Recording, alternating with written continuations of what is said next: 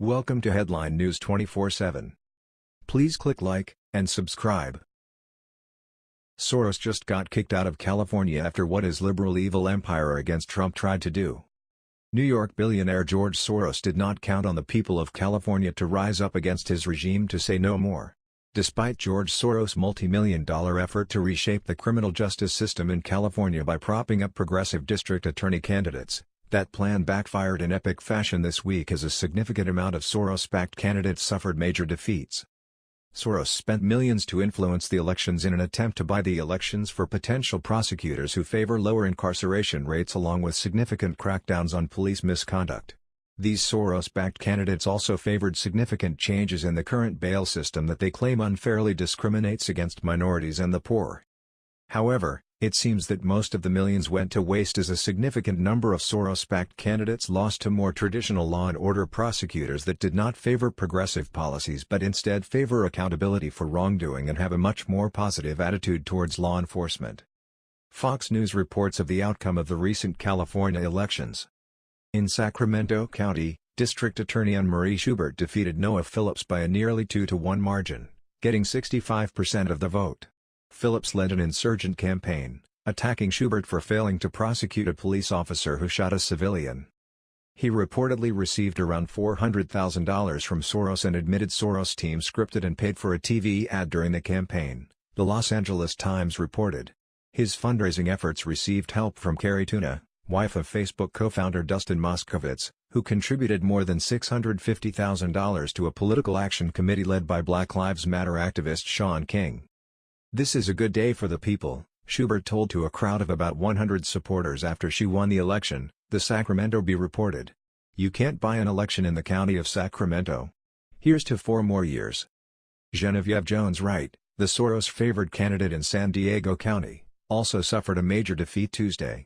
She got only 36% of the vote while her opponent, District Attorney Summer Stephan, received more than 60%. Soros spent more than $1.5 million in the race, funneling the money to a political action committee that propped up Jones-Wright's candidacy as she pledged to form a police misconduct unit and supported progressive reform of the criminal justice system. Stephan fought back against the influence of outside money in the race, declaring Soros backing a public safety threat. Jones-Wright, meanwhile, insisted the money merely gave a voice to minorities and poor people. In Alameda County, in the San Francisco Bay Area, District Attorney Nancy O'Malley fended off a challenge from Pamela Price, reportedly receiving more than 60% of the vote.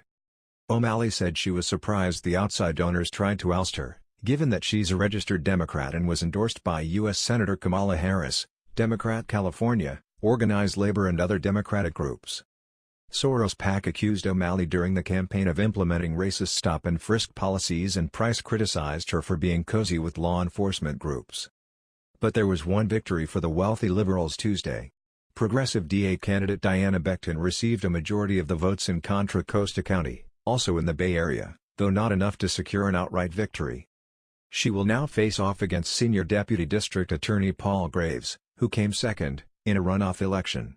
Graves criticized the influence of wealthy outsiders, describing them as billionaires who apparently think Contra Costa's public safety is for sale.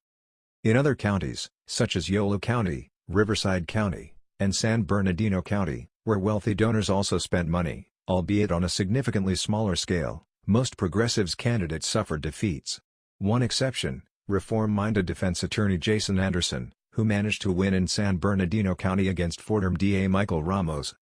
Despite a few victories for Soros-backed candidates, the citizens of California sent a very clear message. They are clearly sick and tired of being expected to fund a government run amok that merely views the citizenry as mere tax cattle. California Governor Jerry Brown is the highest-paid governor in the nation, yet Californians have little to show for it except more regulations and more taxes. This recent victory goes to show that good people can win. However, the citizenry of California also needs to take heed of this victory and note that they are far from done. They may have won a battle, but the war is not over.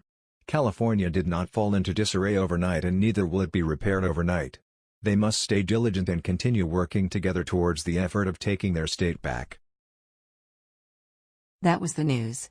We thought you might be interested in knowing about this. Please click like and subscribe. Thank you.